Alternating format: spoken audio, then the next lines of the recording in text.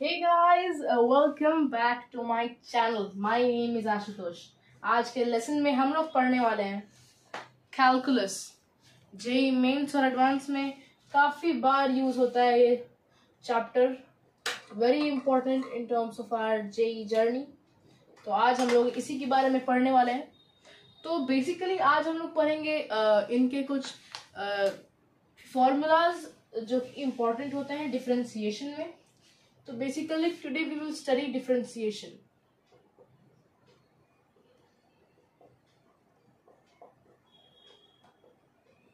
ठीक है, आज डिफरेंशिएशन पढ़ेंगे और अगली वीडियो में हम लोग कोशिश करेंगे इंटीग्रेशन स्टार्ट करने का.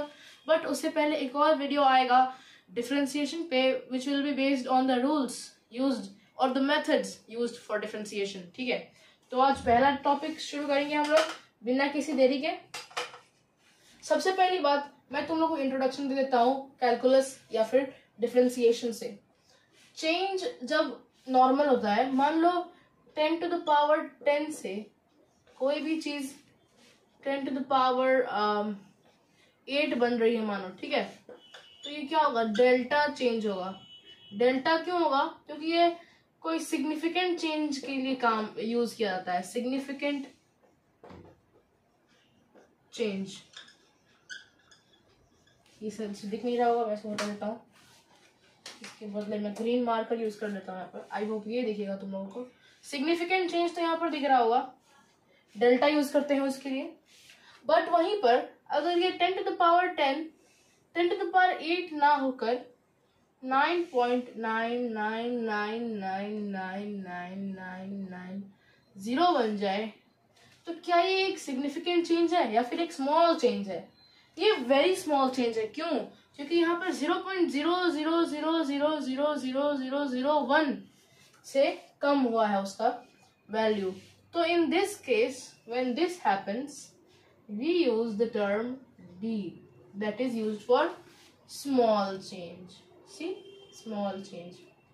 जब चेंज सिग्निफिकेंट होता है तो डेल्टा एक्स यूज करते हैं. जो ट्रायंगल है ना, ये ट्रायंगल हम लोगों ने काफी जगह पढ़ चुका है इसके बारे में. कभी ये ट्रायंगल यूज होता है किसी ट्रायंगल को सिंबलाइज करने के लिए, केमिस्ट्री में होता है हीट को सिंबलाइज करने के लिए, लेकिन फिजिक्स में इसका नाम है delta and used for significant changes.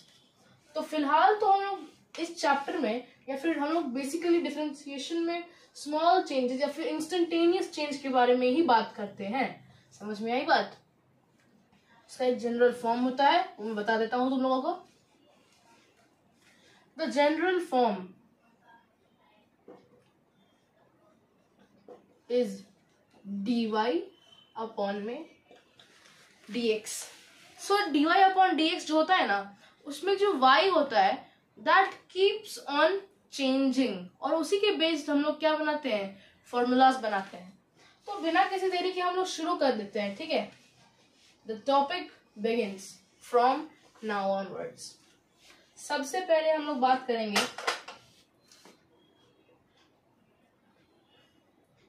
तो हम लोग लिखेंगे फॉर्मूलाज यूज्ड इन डिफरेंशिएशन.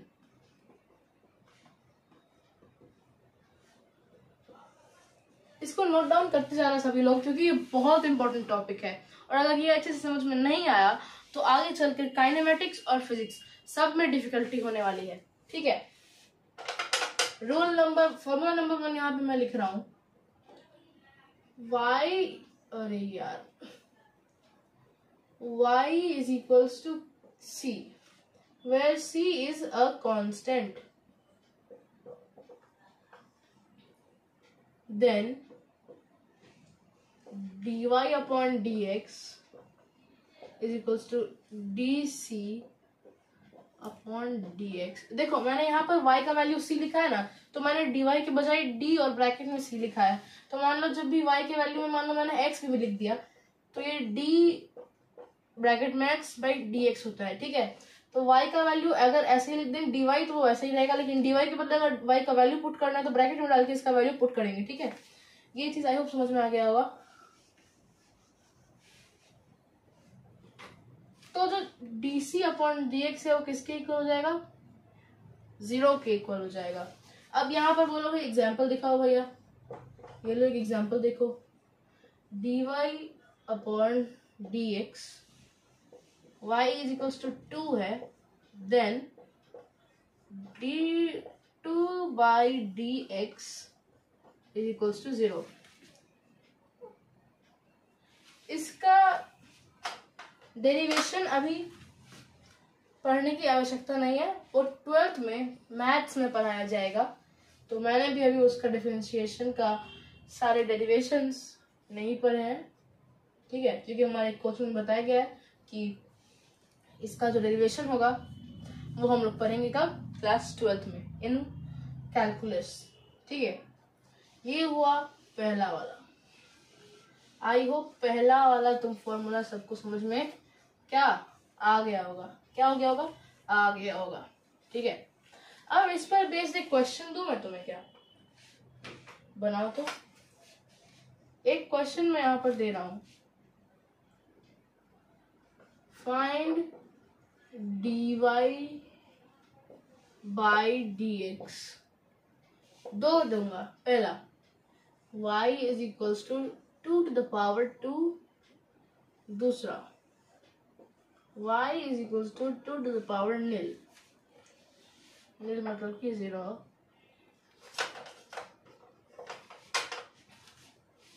आओ यहाँ पर सॉल्यूशन देखते हैं।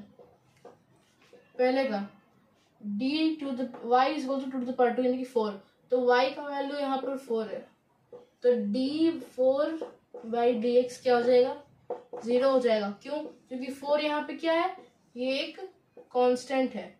Similarly for second question, y की वैल्यू यहाँ पर दी हुई थी कितनी, 2 to the power 0 यानी कि 1, तो 1 है, implies that d of 1 upon my dx is equals to nil। why, because 1 is again constant।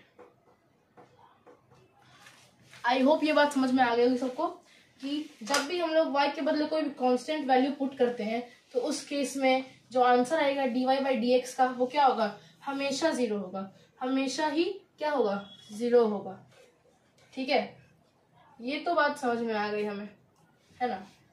अब अगला रूल जो कि सबसे इम्पोर्टेंट रूल है वो क्या है, the second rule is the most important rule out of all of these. The second rule states that when y is equals to x to the power n,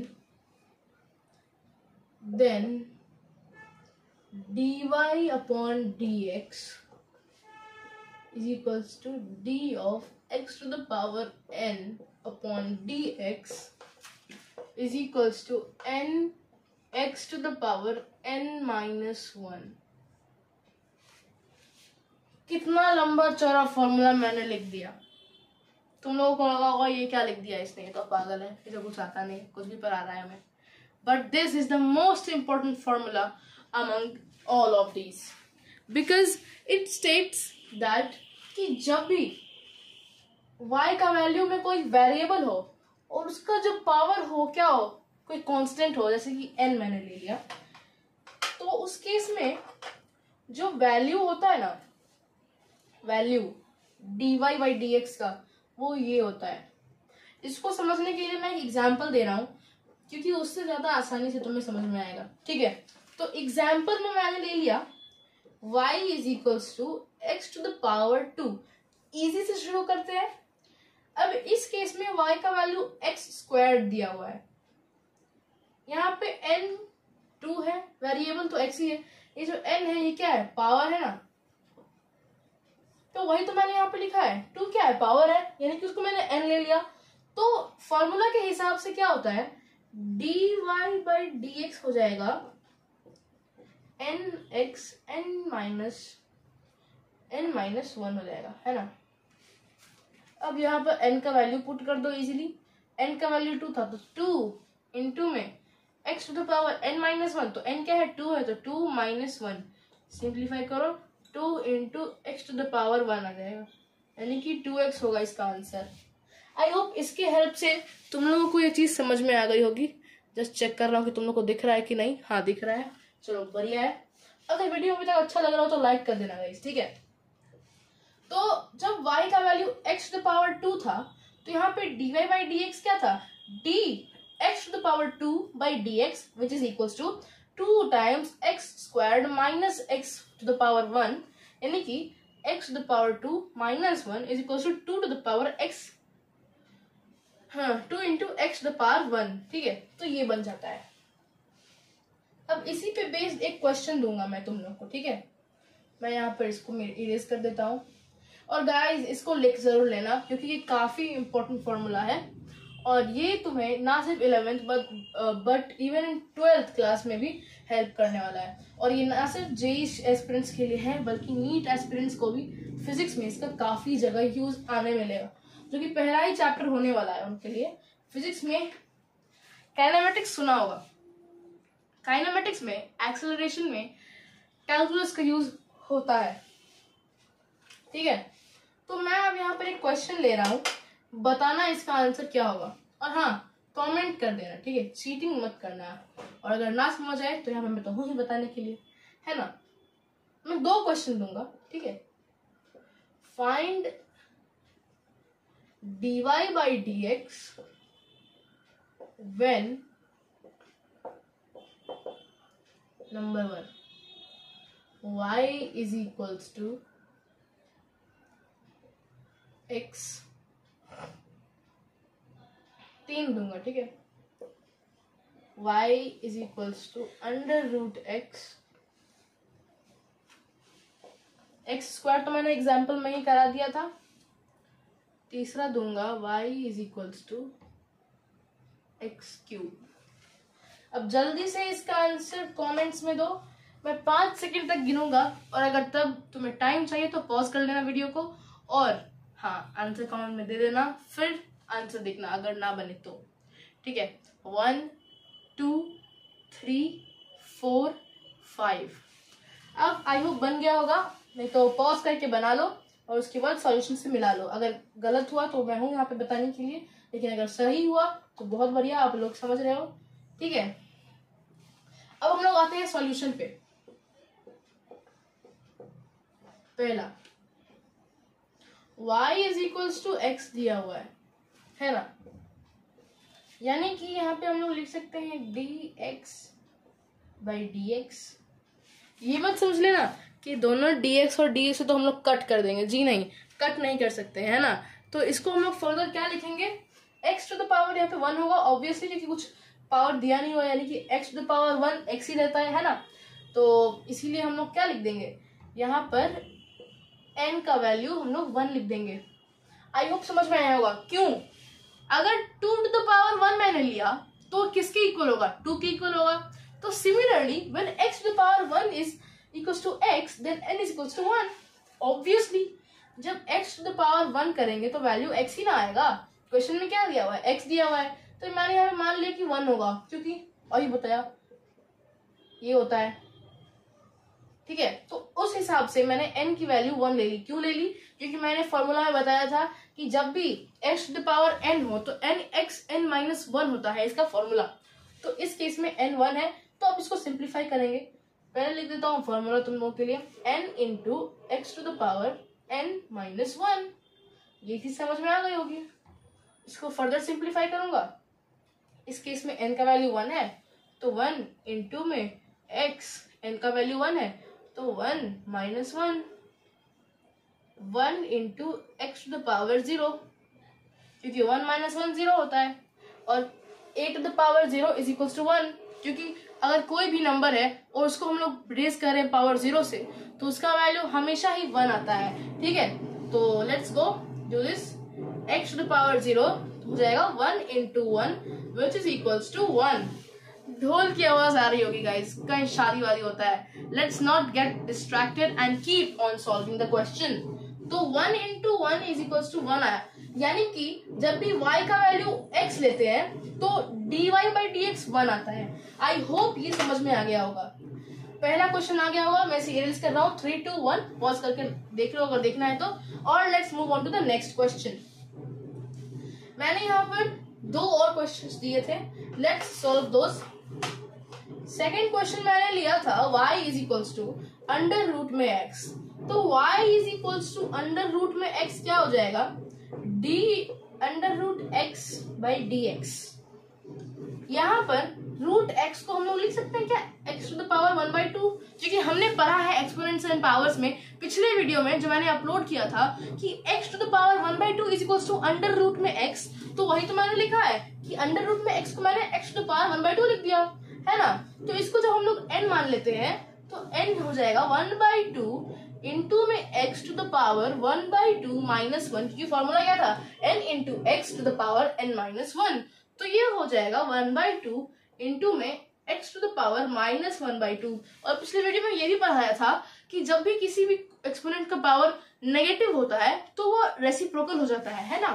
तो यहाँ पर हो जाएगा क्या 1/2 into 1/x to the power 1/2 which is equals to 1/2 into 1/√x। I hope ये दिख रहा होगा, मैं वो चेक कर लेता हूँ, ठीक है। अब इसी चीज को मैं यहाँ पर लिख रहा हूँ, ठीक है, इसी जगह मैं लिख लेता हूँ कि यहाँ पर आया है 1/2 इंटू 1/√x। जब इसे सॉल्व करेंगे तो आंसर आ जाएगा 1/2√x। अगर तुम्हारा आंसर 1/2√x आया है then you are totally correct, और अगर नहीं आया है तो एक बार देख लो, स्क्रीनशॉट लेना है तो ले लो, और else we will move on to the next question, और उसके बाद हम लोग अगला फॉर्मूला देखेंगे, ठीक है। मैंने इतनी छोटी जगह पर लिख दी है √x की, ये मिटा भी नहीं सही से है।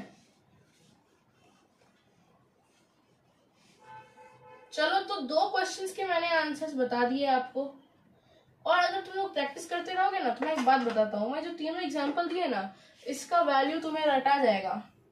बताओ कि पहले क्वेश्चन का आंसर क्या आया था, जब y is equals to x था तो आंसर कितना आया था, dy बाई dx कितना आया था, 1 आया था, बिल्कुल सही। सेकेंड केस में dy बाई dx कितना आया था, 1/2√x आया था। अब बारी है तीसरे क्वेश्चन की, चलो तीसरा क्वेश्चन देते हैं। जब y is equals to x cube हो, n इज इक्वल्स टू 3 है और ये तो x है ही, implies that dx cube by dx is equals to n x to the power n minus 1 is equals to 3 times x to the power 3 minus 1, implies that dy by dx is equals to 3x squared। यानी कि इस question का answer 3x square आएगा, ठीक है। आई hope ये चीज भी समझ में आ गई होगी सभी को। तो ये तीनों क्वेश्चंस के आंसर मैंने आपको बता दिए। इसी के साथ सेकेंड फॉर्मूला हमारा क्या होता है, खत्म होता है ना। तो ये जो दोनों मैंने आपको बताए ना, ये क्या थे, अलजेब्रिक फंक्शन के, लिख देता हूं मैं यहाँ पर, अलजेब्रिक फंक्शन के रूल्स थे, या फिर कह सकते हो फॉर्मूलाज थे। अब जो फॉर्मूलाज आएंगे वो किस पे बेस्ड होगा, वो बेस्ड होगा ट्रिगोनोमेट्रिक फंक्शंस के ऊपर। ट्रिगोनोमेट्रिक फंक्शंस के ऊपर ये बेस्ड होगा, ट्रिगोनोमेट्रिक फंक्शंस, ठीक है। तो इसमें क्या होगा मैं बताता हूं, ठीक है। तो अलजेब्रिक फंक्शन में मैंने दो बताए थे। पहला बताया था कि when y is equals to c then dy by dx is equals to 0। Similarly दूसरा मैंने बताया था when y is equals to x to the power n then dy by dx is equals to nx to the power n minus 1। I hope ये दोनों तुम लोगों को याद हो गया होगा अभी तक, नहीं तो 2 दिन अपने आप को बोलो कि इसे रटते रहो और तीसरे दिन इसे आराम से याद कर लोगे और क्वेश्चंस में यूज करने में कोई भी डिफिकल्टी नहीं होने वाली है, ठीक है। तो ये रही बात इन दोनों की। Let's move on to trigonometric functions. And the rules और the formulas related to those. तीसरा है ना टोटल, हाँ, तो तीसरा है जब y is equals to sine x हो तो पता है क्या होता है, dy by d x is equals to cos x हो जाता है। बस इतनी सी बात थी, ठीक है। फोर्थ क्या है, जब y is equals to cos x होता है ना तो ये dy बाई डी एक्स पता है क्या बन जाता है, साइन एक्स तो होता ही है बट यहाँ पर नेगेटिव साइन भी आ जाता है, ठीक है। यानी कि जब y is equals to sine x था तो dy बाई डी एक्स यानी कि d sine x by cos d x क्या था, कॉस एक्स बन गया था। बट वहीं पर जब y का वैल्यू कॉस एक्स हो जाता है तो जब उसको डिफरेंशिएट करते हैं तो उसका वैल्यू माइनस में साइन एक्स आता है। तो याद रखना कि जब कॉस एक्स बदलता है तो वो माइनस साइन एक्स होता है, लेकिन जब साइन एक्स बदलता है तो सिर्फ कॉस एक्स आता है, वो भी पॉजिटिव का साइन है कॉस एक्स, ठीक है। तो ये रही rule number 3। Rule number 4, rule number 5 की तरफ हम लोग अब बढ़ने वाले हैं, ठीक है। रूल नंबर 5 हम लोग देखते हैं क्या है। Rule number 5, y is equals to tan x मैंने ले लिया, क्या ले लिया, tan x ले लिया। तो जब y is equals to tan x होता है तो वैल्यू क्या होता है पता है तुम्हें, dy बाई डी एक्स पता है क्या होता है, बताओ। एक सेकंड देना गाइस, ढोल की आवाज बढ़ चुकी है, मैं थोड़ी देर में कंटिन्यू करता हूँ। ढोल की आवाज अब कम हो चुकी है तो मैं वापस आ चुका हूँ। तो dy बाई डी एक्स क्या होता है, जब y का जो tan x होता है तो ये बन जाता है sec स्क्वायर x। यानी कि जब भी हम लोग tan x को डिफरेंशिएट करते हैं तो ये बन जाता है 1 बाई कॉस स्क्वायर एक्स। इसको ऐसे भी याद कर सकते हैं, ठीक है। यानी कि जब d tan x by d x होता है the value becomes sec square x, ठीक है। आई होप ये चीज तुम्हें समझ में आ गई होगी। अब हम लोग बढ़ेंगे छठे फॉर्मूला की तरफ, ठीक है। तो छठा फॉर्मूला देख लेते हैं क्या है। सिक्स्थ फॉर्मूला होता है when y is equals to sec x। जब ये ही sec x बन जाए तो क्या होता है, देखो dy बाई डी एक्स इस केस में हो जाता है tan x इंटू में sec x, ठीक है। सवाल इसमें पूछने की आवश्यकता नहीं है क्योंकि हमें इसमें क्या मतलब क्या करना नहीं रहता है, इसमें हमें डेरिवेशन नहीं करना रहता है। तो सिक्स्थ हो गया, जब y sec x के इक्वल होता है तो dy by d x tan x into में sec x होता है, ठीक है। इन सबको बस लिखते चलो और याद करते चलो, धीरे धीरे ऑटोमेटिकली ये तुम्हारे दिमाग में सेट हो जाएगा और जब भी ऐसा कुछ देखोगे फटाक से आंसर दे दोगे। सातवें पर आते हैं, जब y का वैल्यू cot x होता है इस केस में dy बाई डी एक्स क्या होता है, कोई बताएगा। इस केस में dy by d x minus में cosec स्क्वायर x हो जाता है, ठीक है। जब cot x से इसमें बदला तो माइनस cosec स्क्वायर x हुआ, ठीक है। जब tan से बदला था तो सिर्फ sec स्क्वायर x हुआ था। याद रखना कि cot x में जब भी बदलते हैं ना तो नेगेटिव साइन आता है। सिमिलरली जब मैंने बताया था cos x जो sin x में बदला था तो उसमें भी आया था क्या, नेगेटिव साइन आया था ना, ठीक है। अब बढ़ते हैं आठवें और आई होप ये आखिरी है। जब y is equals to cosec x होता है तो इस केस में dy बाई डी एक्स का वैल्यू पता है क्या आता है, माइनस का cos x इंटू में cot x। आई होप ये भी समझ में आ गया होगा कि जब भी cos x लेते हैं y को तो dy बाई डी एक्स बन जाता है माइनस cos x इंटू में cot x। अब ये हुई ट्रिगोनोमेट्रिक फंक्शंस की बात।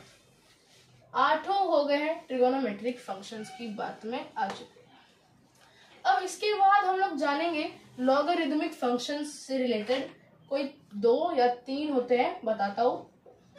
अब आता है लॉगरिदमिक फंक्शन, ठीक है। लॉगरिदमिक फंक्शन में पहला आता है when y is equals to ln x then dy by dx is equals to 1 upon x। बोलोगे भाई ये ln x क्या है, तो मैं बता दूं, वैसे अभी तुम्हें समझ में आएगा नहीं बट मैं फिर भी एक्सप्लेन कर देता हूं कि जब भी log e x होता है ना, यानी कि log का पावर जब बेस e होता है तो और जो भी कोई वेरिएबल होता है तो इसी को हम लोग ln x लिख देते हैं, इसको बोलते हैं ln of x, ln of x, ठीक है। तो जब भी log to the base e x होता है तो इसको हम लोग ln ऑफ x बोलते हैं। e क्या है, ये एक कांस्टेंट है जिसका वैल्यू 2.71 होता है। इसका जरूरत तुम्हें पढ़ने नहीं वाला है फिलहाल तो।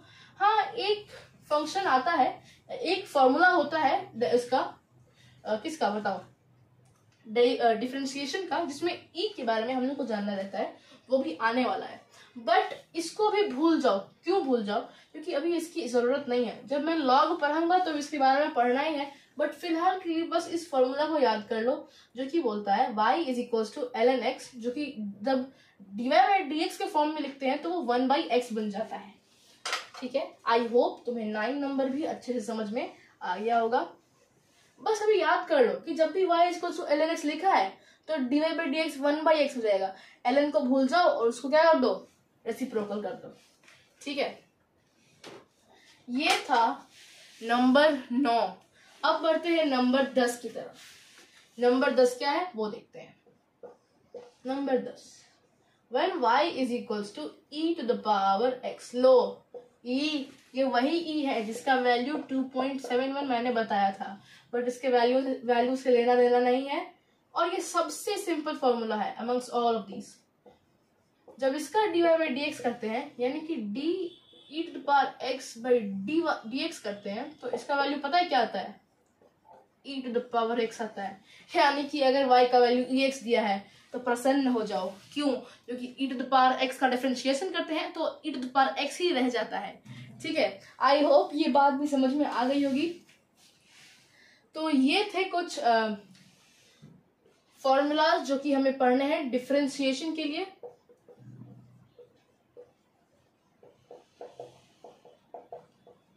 ठीक है, अब ये तो मैंने बता दिया कि फॉर्मूलाज क्या क्या होते हैं और कैसे इन्हें यूज करते हैं, बट तुम सोच रहे हो कि मैंने क्वेश्चन क्यों नहीं दिया।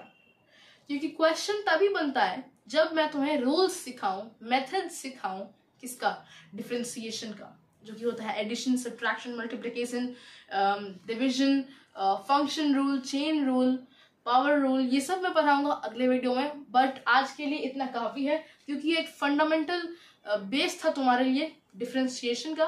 तो अगले वीडियो में बनाऊंगा जिसपे मैं बताने वाला हूँ कि क्या क्या इसके फॉर्मूलाज के मेथड्स होते हैं सॉल्व करने के।